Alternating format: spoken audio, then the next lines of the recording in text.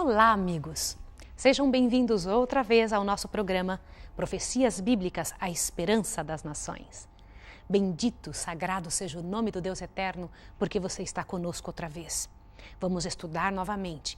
Coisas grandes acontecerão.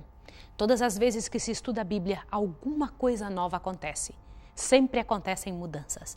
Mas não sem antes estudarmos e orarmos ao Senhor, pedimos a Deus, Senhor, nos ajude, nos inspire e promova em nosso coração a Tua sabedoria. Vamos orar agora? Vamos falar com o nosso Deus? Misericordioso Deus, Santíssimo Senhor que estás nos céus, em nome de Jesus Cristo, nosso Redentor, te imploramos que seja conosco agora ao abrirmos a Tua palavra, para que possamos entender, para que possamos obedecer, para que possamos fazer a Tua vontade nesses últimos dias. Inspira-nos com Teu Santo Espírito, em nome de Jesus. Amém. Queridos, temos estudado tantas coisas grandiosas, tantas coisas no livro de Daniel. E agora eu gostaria que você relembrasse comigo o que já estudamos até agora. Vamos olhar cada um dos detalhes daquilo que vimos.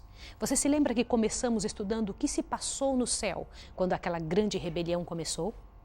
Se lembra também que houve um anjo sublevado contra Deus, um anjo que se revoltou contra o Deus eterno, não quis mais ser seu filho, quis autoridade própria sobre si mesmo, estabeleceu seu próprio governo. Esse governo que nós sabemos, entendemos e está provado que é o governo do mal. Do outro lado está Jesus Cristo, aquele que foi crucificado, o que venceu, o que vai voltar para nos levar embora com Ele e que vai derrotar para sempre e definitivamente o mal. Também estudamos que nós fazemos parte desse grande conflito, que atrás dos bastidores há uma luta imensa pela sua mente e pela minha mente, lutando para que nós possamos obedecer a um dos lados. E em nome de Jesus Cristo, há um apelo eterno dizendo, escolha quem servir. Em nome de Deus, Deus não quer que você se perca. E começamos então a dar uma vasculhada na Bíblia, observando detalhes de como é que foi a ascensão das nações, de que maneira que o Senhor Deus, com o seu amor, com o seu cuidado, correu atrás do povo, foi atrás dos filhos, levantando uma nação chamada Israel, dizendo, eu vou educar vocês para que vocês vão e busquem os meus outros filhos que estão nas outras nações. A nós, os israelitas modernos, a nós, o povo de Deus da atualidade, como diz lá em Gálatas e em Efésios, nós somos hoje os filhos de Abraão. Cabe a nós a responsabilidade de arrebanharmos os outros filhos dos outros lugares da terra. Aprendemos também que Daniel e Apocalipse são livros gêmeos. Você se lembra disso? E que estes livros gêmeos têm muita coisa em comum porque vieram da mente do mesmo Deus. Também estudamos em Daniel 1. Abra sua Bíblia comigo, vamos lá? Vamos abrir agora no nosso livro-chave, no nosso livro-texto, Daniel, capítulo 1. Dê uma olhadinha que coisa interessante que nós encontramos aqui. No primeiro capítulo de Daniel, você encontra claramente a luta dentro do coração de alguém decidindo a quem servir. Aqui ficou exposto para nós que as pessoas fiéis são abençoadas por Deus. E você se lembra que a guerra ali era sobre o desejo da pessoa, o que ela pensava, o que ela queria decidir para a sua própria história. Lembra-se da questão alimentar? Deus se preocupa com o que nós comemos? Aliás, eu quero perguntar para você, como está essa sua decisão? Você tem feito os planos com a sua família para que coma melhor, para que coma de maneira que o Espírito de Deus possa habitar em você? Você é o santuário do Senhor aqui na terra? Que o Espírito de Deus habita em você, você não pertence a você mesmo? Lembra-se disso que nós estudamos isso na Palavra de Deus, naquele estudo que fizemos do primeiro capítulo de Daniel? No capítulo 2 nós encontramos aquele sonho de Nabucodonosor, quando Deus chama um pagão e dá a ele um sonho. E eu vou lhe perguntar, por que será que Deus chamou Nabucodonosor e fez essa revelação tão abrangente, tão grandiosa para ele a respeito dos últimos dias? Deus estava dando uma chance para aquele homem que tinha tanto poder. E aqui vai o meu recado para os grandes e poderosos dessa terra. Eu sei que pode estar me escutando e eu oro a Deus para que me escutem pessoas grandiosas, reis e governantes da terra. Se estiverem me escutando, Deus está dando a você uma oportunidade de, com influência, trabalhar com todas as pessoas que estão sob seu comando. Que em nome de Jesus você não cometa o mesmo erro que cometeu Nabucodonosor, de voltar as costas para Deus tantas vezes e Deus deu a ele tantas chances. Lembra-se do sonho? Vamos tentar lembrar aquele sonho imenso daquela estátua. A estátua era cabeça de ouro, peito e braços de de prata, o quadril de bronze, as pernas de ferro e os pés de ferro e barro misturado. Lembra disso? São detalhes interessantes que nós não podemos deixar de estudar. Também vimos no capítulo 3 algo muito sério. Lembra da estátua de ouro que Nabucodonosor mandou construir para a honra e glória de si mesmo e pediu que ela fosse adorada? Lembra-se disso? E o que aconteceu com quem não adorou? Foram os 3 amigos de Daniel, os 3 companheiros, jogados na fornalha de fogo ardente. E aqui eu quero lembrar um detalhe para você. Eu fico imaginando que lá no céu, lá o Senhor Jesus, na hora que estava aquele impasse para os amigos de Daniel serem jogados na fornalha, eu imagino ele chamando um serafim de 6 asas e dizendo para ele, vai correndo até lá, vai lá tentar salvá-lo. Mas o serafim de 6 asas disse, Senhor, eu com as minhas 6 asas, quem sabe quanto tempo eu vou demorar para chegar até lá? Quem sabe vai demorar alguns segundos para conseguir chegar à terra. E o Senhor Jesus então toma posição e diz, vou eu mesmo. Aquele anjo que estava dentro da fornalha com os companheiros de Daniel era o próprio Filho de Deus. Pode imaginar isso? O Senhor Jesus vem em teu socorro quando você precisa e nada passa despercebido aos olhos daquele que a tudo vê, que a tudo contempla. Ele salva realmente os seus filhos. Deus está agora observando a sua vida. Agora eu gostaria que você fosse comigo para o capítulo 4 de Daniel. Vamos juntos? Abre a sua Bíblia. Vamos juntos estudar. O capítulo 4 de Daniel é impressionante. E ele acontece 35 anos após a última vez que nós estudamos. 35 anos após o capítulo 3, aquela questão da fornalha de fogo. Sabia disso? Daniel devia ter mais ou menos uns 50 anos quando isso aconteceu. 35 anos após o dia que Daniel foi levado cativo. Não é sério isso? São situações muito interessantes. E quem que conta essa história? Eu lembro a primeira vez que eu estudei esse capítulo 4, eu fiquei impressionada de perceber que foi escrito não por Daniel, foi escrito por Nabucodonosor. Quer ver? Vamos estudar comigo. O rei Nabucodonosor a todos os povos, nações e línguas que moram em toda a terra. E veja que interessante, paz vos seja multiplicada. Não parece os escritos de Paulo?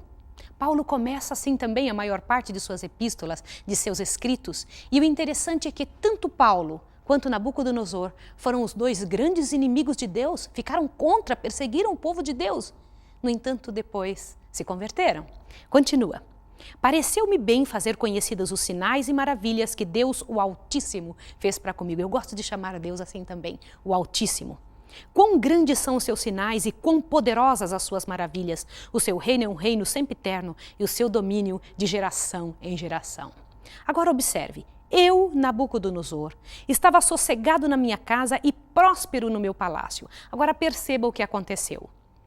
Tive um sonho que me espantou. Estando eu na minha cama, os pensamentos e visões da minha cabeça me turbaram. Novamente, Nabucodonosor teve um sonho. Qual era a razão pela qual o Senhor Deus estava dando um outro sonho para ele? E você vai ver que foi Deus que o deu. Olhe bem o que diz. Por isso fiz um decreto pelo qual fossem introduzidos à minha presença todos os sábios da Babilônia. Queridos, está novamente Nabucodonosor cometendo o mesmo erro. Lá trouxe aquela quantidade de seres humanos. Lembre-se, seres humanos não têm essa capacidade e Deus não quer, Ele não gosta de que a gente venha agir dessa maneira, como é condenado em Deuteronômio 18, dizendo que não tenhais em vosso meio necromantes, nem quem consulte os mortos, nem adivinhos, nem astrólogos. Essas coisas não são boas. Deus não gosta desse tipo de situação. Quando um cristão tem dúvida, vai diretamente a Deus. E olha o que diz aqui. Por fim entrou na minha presença Daniel, cujo nome é Beltsazar, segundo o nome do meu Deus, e no qual há o espírito dos deuses, e lhe contei o sonho dizendo, por que Beltsazar? Por que veio Daniel Beltesazar? Por que veio Daniel na presença do rei? Qual era a razão? Qual era o motivo? Porque nenhum dos encantadores, dos sábios do reino de Nabucodonosor novamente tinha conseguido interpretar o sonho dele. Mas vamos ao sonho. O que foi dito? Eram assim as visões da minha cabeça. Estou lendo o verso 10. Eu estava olhando, vi uma árvore no meio da terra, cuja altura era muito grande. Agora eu quero dizer um detalhe com relação a essa árvore. Crescia a árvore e se fazia forte, de maneira que sua altura chegava até o céu e era visível até os confins da terra. As árvores, no tempo de Nabucodonosor, estavam associadas a cultos pagãos idólatras. Sempre que se falava em árvores, elas tinham o sentido de unir o céu à terra. Olha que coisa interessante. A sua folhagem era formosa, eu estou lendo o verso 12, e o seu fruto abundante, e havia nela sustento para todos. Debaixo dela os animais do campo achavam sombra, e as aves do céu faziam morada nos seus ramos, e todos os seres viventes se mantinham dela. Eu estava vendo isto nas visões da minha cabeça, e na minha cama, eis que um vigia, um santo descia do céu. Olha que coisa interessante.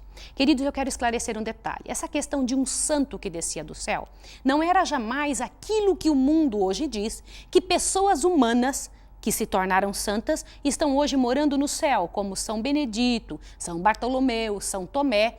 Isso não existe. Isso aqui era um anjo que descia do céu, e vai ficar provado isso para você. O que mais? Estava vendo isso nas visões da minha cabeça, na minha cama, eis que um vigia, um santo, descia do céu, clamando fortemente, dizendo: derrubai a árvore, cortai-lhe os ramos, sacudi as folhas, espalhai o seu fruto, afugente-se os animais e debaixo dela e as aves dos seus ramos. Agora veja o verso 15. Mas o tronco com suas raízes deixai na terra, atada com cadeias de ferro e bronze, presta atenção, e na erva do campo seja molhado do orvalho do céu, e a sua porção seja com os animais na erva da terra. Seja mudado o seu coração para que não seja mais coração de homem, e seja lhe dado o coração de animal, e passem sobre ele 7 tempos. Você está lendo, está seguindo junto comigo? Interessante isso que aquele anjo estava dizendo no sonho de Nabucodonosor. Continua 17.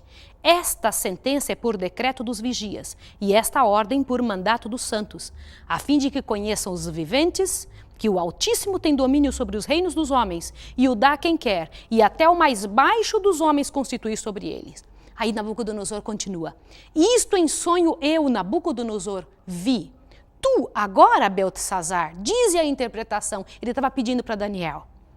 Todos os sábios do meu reino não puderam fazer-me saber a interpretação, mas agora observa o detalhe que Nabucodonosor disse de Daniel. Mas tu podes, pois há em ti o espírito dos deuses santos.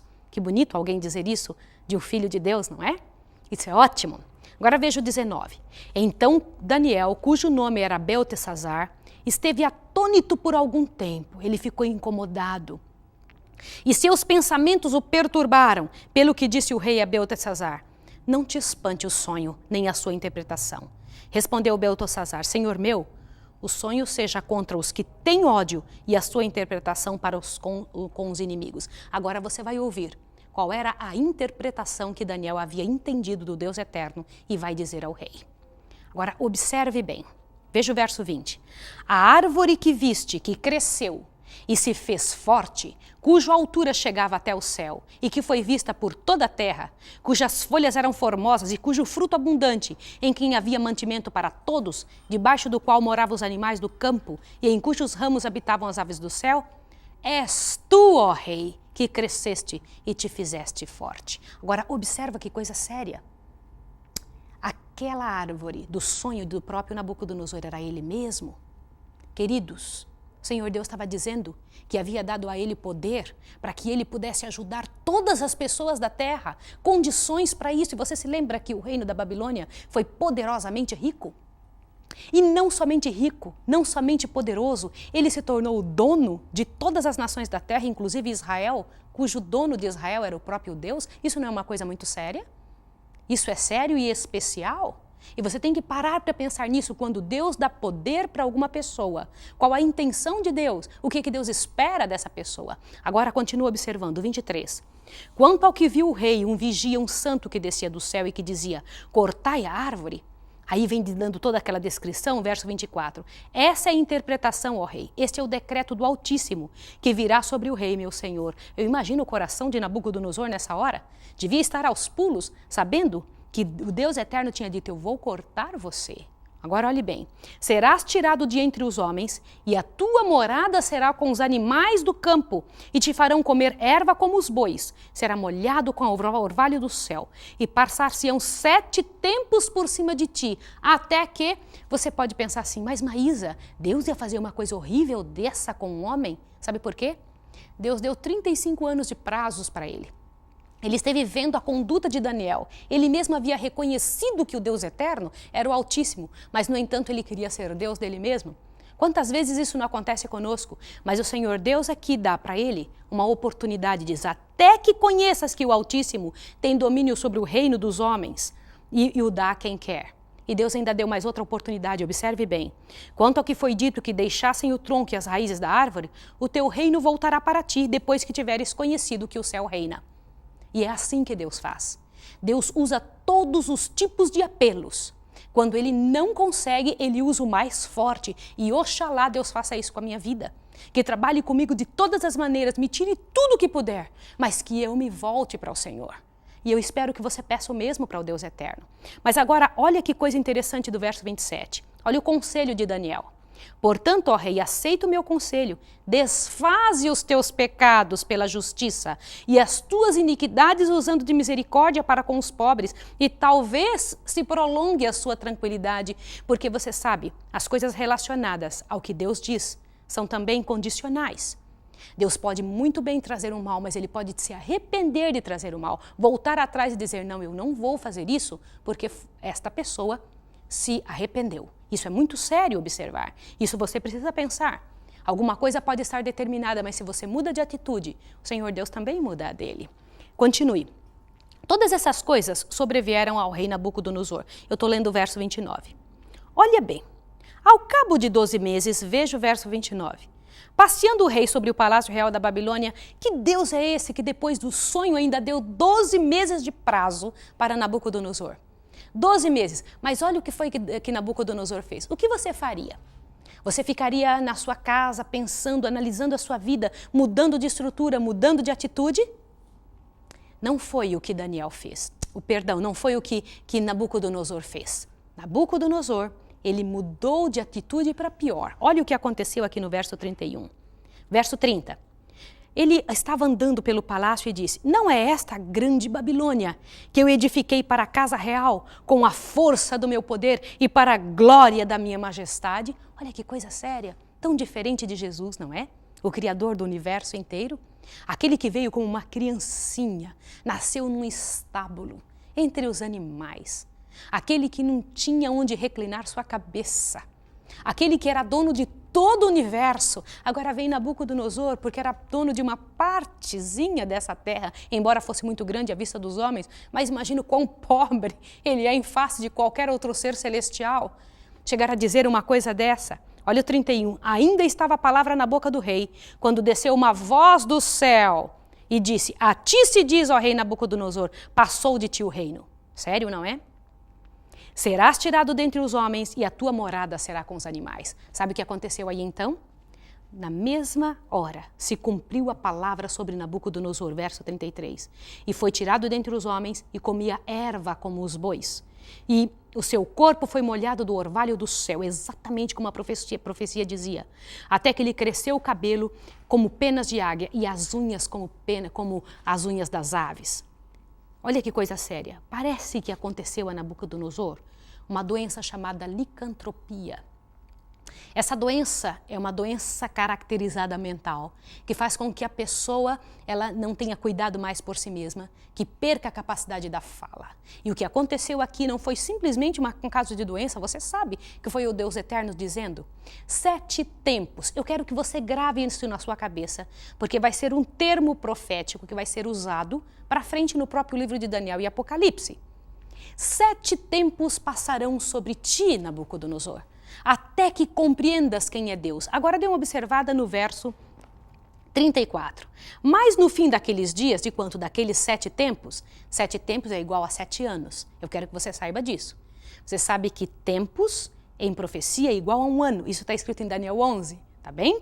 Agora, mas ao fim daqueles dias, eu, Nabucodonosor, levantei os olhos ao céu e tornou-me a vir o meu entendimento. E eu bendisse o Altíssimo e o louvei e glorifiquei o que vive para sempre, cujo domínio é um domínio sempiterno e cujo reino é de geração em geração. Todos os moradores da terra são reputados em nada segundo a sua vontade.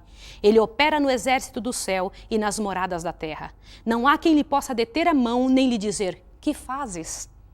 No mesmo tempo me tornou a vir o meu entendimento, e para a dignidade do meu reino tornou a vir a minha majestade, o meu resplendor, e buscaram-me os meus conselheiros, os meus grandes, e fui restabelecido no meu reino, e a minha glória foi aumentada. Agora veja que coisa interessante.